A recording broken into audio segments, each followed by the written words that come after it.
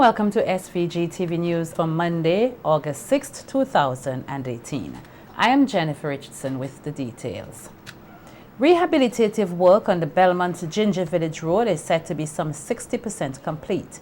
In an interview today, Patrick LaForce, project manager with the contracting firm Dipcon Engineering, said the rehabilitative work, which began in October last year, cost some $3,821,822 and should be completed by September 2018.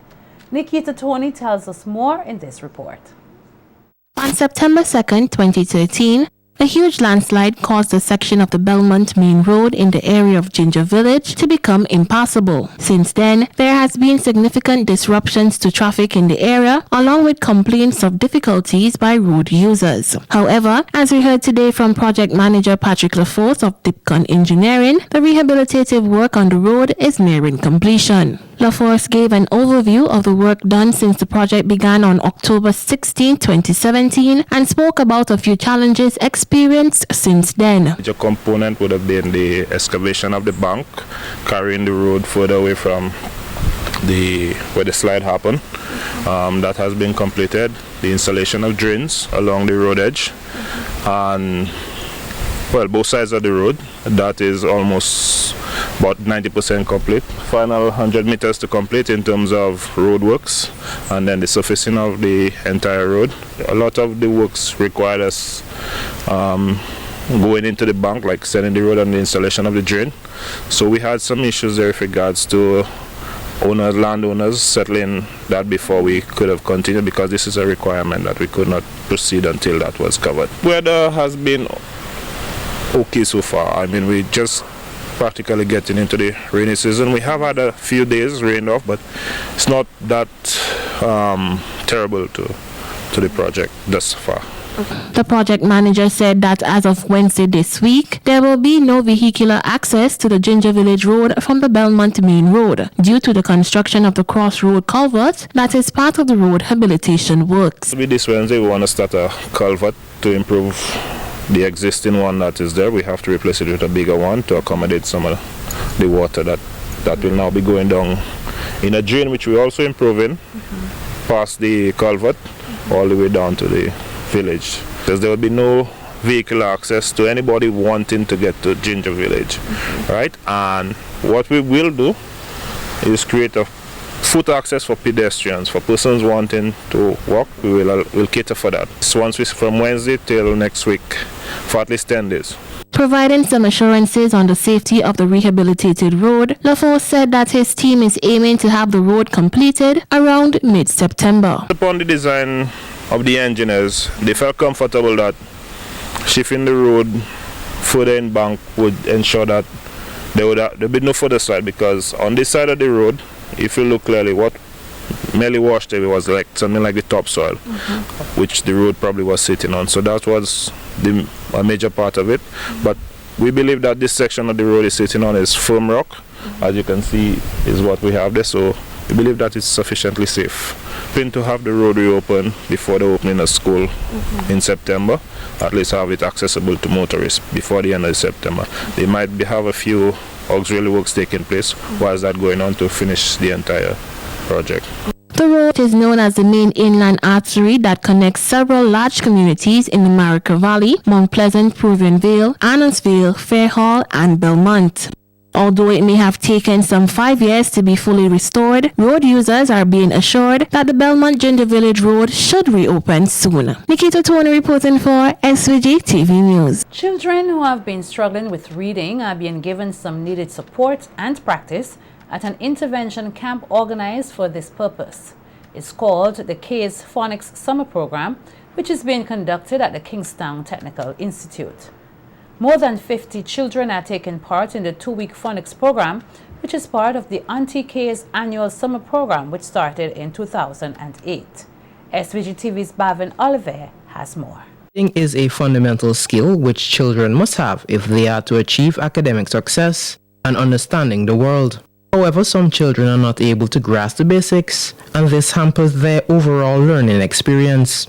Educator Karen Constance and founder of K's Phonics Summer Program tells SVG-TV News that this is a problem which requires constant work and dedication to address. Well, I've been an educator for 26 years, and I've seen from time to time that the students come to the classroom, some of them not being able to function effectively at the level that they're supposed to be, and I'm speaking about reading.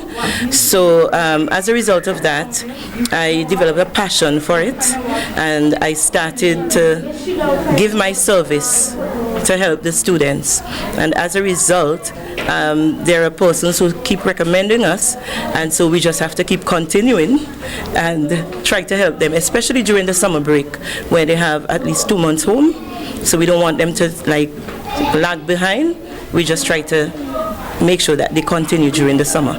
Constance said with each new word the children learn, they gain confidence in their abilities. She expressed pleasure at the results which she has been seeing from the program. Tell you what, when you're teaching reading, you must give the students skills, because they will not be able to call a word, an unknown word, while they're trying to decode.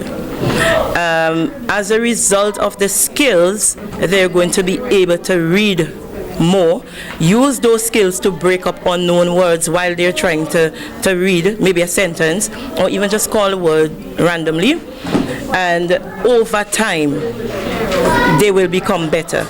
However, we have seen at the end of a school term, we have seen persons jumping from one level to another, and in some cases I've seen students moving from 1 level to 2 levels up, and that is a result of equipping them with the skills that they need in order to do their decoding. Constance said the program also combines phonics along with activities that help promote the personal development of the children. Apart from that, we would have done activities to develop the students holistically. We went to the gym. One of our lessons took us there, and that was one of our nature walks. The lesson that was being conducted was about fitness, and so they get to understand why the fitness center. On another occasion, they were doing activities as it relates to communication when it comes to natural disasters, and that was done by Donald D. Riggs of the Rainbow Radio League. So they learned the phonetic alphabet as well as how to give clear messages. Friday last we went to the botanical gardens, so they had some historical information about their surroundings, about their country, and those sort of things. We also include some discipline. So at Case Phonics we have to have someone who's well-rounded. For SVG-TV Evening News, I am Bavin Oliver. The Case Summer program is done in 4 stages: seed, seedling, root, and trunk, which resembles the growth of a tree. SVG-TV caught up with the educators who highlighted the significance of each stage. I am the seed. We're the seeds here because they are just beginning, and we focused last few weeks on SCT-IPN and forming words and whatnot, and now we're looking at the AM family and the AT family. So they're putting words together, breaking them apart, putting them back together, making sure that they can sound them, and together with some sight words we're forming sentences. So now they're just matching the sentences with the pictures to make sure that they understand what it is that they're reading. Okay, and a caption on pretty well? Oh yes, they are. Pretty much so, yes. So we're the seedlings, right? We've grown from the roots that you just met. So what we do, we're developing phonemic awareness. You know, we're doing a lot of blends and digraphs, helping them to put words together, to put letters together, make words, and then they'll make sentences. Good, so we do spelling, reading, and also writing, because they have to develop their writing skills as well. All right, and the students they are learning well? Well, yeah, they're doing quite well. We have seen an improvement. Today we are doing long vowel songs. Well, this week we're doing the O right? So today we're doing the O-E, which is the long vowel O sound with the silent E on the end. Well, right now we're in the middle of an activity, a spelling activity. So they each have their envelopes with their letters, and I'm dictating the words. Earlier on, we had practiced the short sound and long sound of O. So we're focusing on the long sound and the spelling. After this, we'll use some of the words to make sentences. I am on TV, and this roots group is part of our tree that we are planting. And this section here is where I do the phonemic awareness with the kids. I teach them individual letters and the letter songs in words, so that they can pronounce them and call them correctly, spell them, and these same words, they would use them to form sentences. This is my group called Trunk. Today we are doing the long vowel O spelling pattern O-E. That basically telling them what the E, what's the rule, what the E does when you add it at the end of long vowel O sound that will make the O silent. Well, make the O call its name. Okay, and they get interpreted? Yes, at the moment we are looking for some meaning for words that I introduced them to. Alyssa Laborde has emerged winner in this year's Sing It Like the Stars competition, which was held at the Harvest Bible Chapel facility, Arnisville, on Saturday. Laborde sang her original composition, I Want to Be a Christian, and Donnie McClurkin's Stand, which gave her the winner's prize of a recording contract with Arch Entertainment and Management Agency.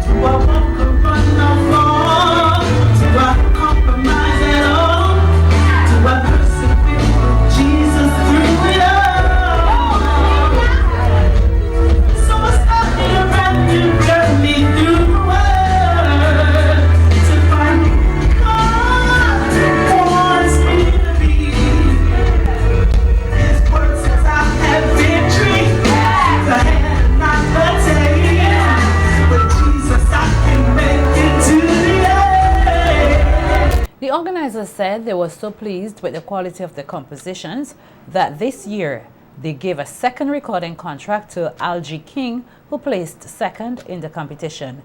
The Sing It Like the Stars event is a mentorship program for up and coming artists who compete for a recording contract. It is a production of Arch City, an entertainment management agency headed by Hayden Bilingi, who said he was very satisfied with the performances and overall quality of the production. Laborde and King are already in studios preparing to record their music, which will be rolled out by late this month or in early September. And Bilingi said previous year's contestants have also had their professional careers on a roll. Our artist who have won the show was nominated for 3 categories in the SVG AMP Award, and Gospel Singer of the Year, Record of the Year, and Best New Artist of the Year. I mean, can you get better than that? We also have our artists headlining shows. We have Kewama Edwards, who headlined national shows. We have Jalil Kukshank, who was nominated on the 3 categories with the SVG AMP Awards. And we have Chad Durant, who now carries the name Terrell Doraz, who is also national headliner. Arch City is itself spreading its wings and will be on tour in October as they spread the gospel through songs and entertainment. Doing a tour of the UK. We have a concert in Highwycombe among the Vincentians community.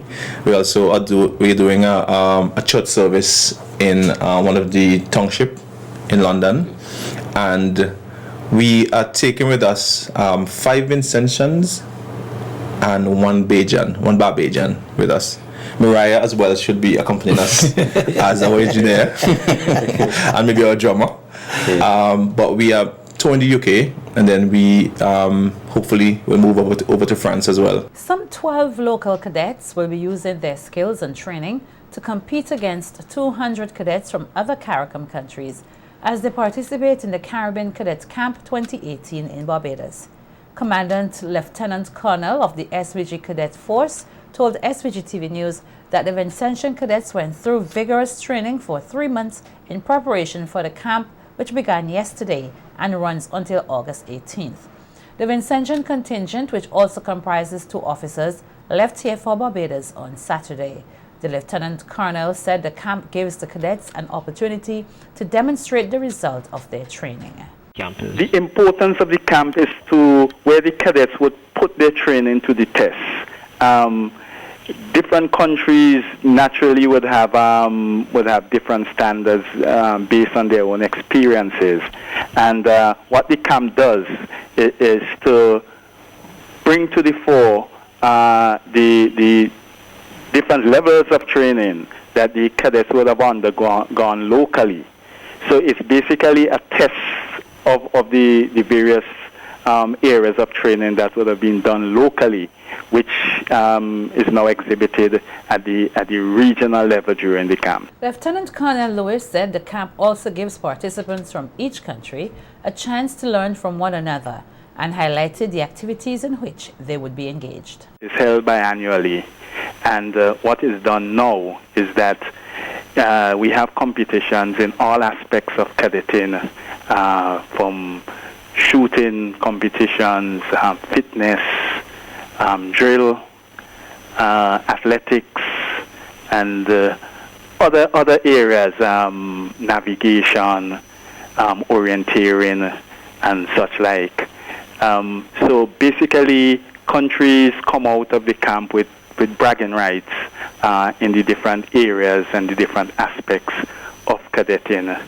The camp is rotated between the different participating countries biannually, and St. Vincent would have hosted the camp on 3 occasions. We are due to host one very soon as well. But probably I should mention for this camp, the highlights would be on a 7K relay and a drill competition. There would be other areas of training which would include field exercises and shooting competition, as well as an obstacle course as well. The cadet chief expressed confidence in the abilities of the Vincentian cadets, who will be competing for bragging rights until the next camp in 2020. Contingent to the 2018 camp comprised of 14 persons. We have 2 adults, 2 officers, and 12 cadets. These cadets would have been training for this camp over the last 3 months or so. The training would have included fitness, revising all the various areas of cadetting that would be relevant to the competitions that they would be taking part in. I think we have a very good contingent. They are fit. We just recently come out of our local camp, and the same thing would hold for all the other countries. They would prepare their contingent for this camp. Every cadet through their cadetting career would look forward to attending a Caribbean cadet camp. It's the premier of all camps for cadetting in the region. So it's a very prestigious event for the cadet movement.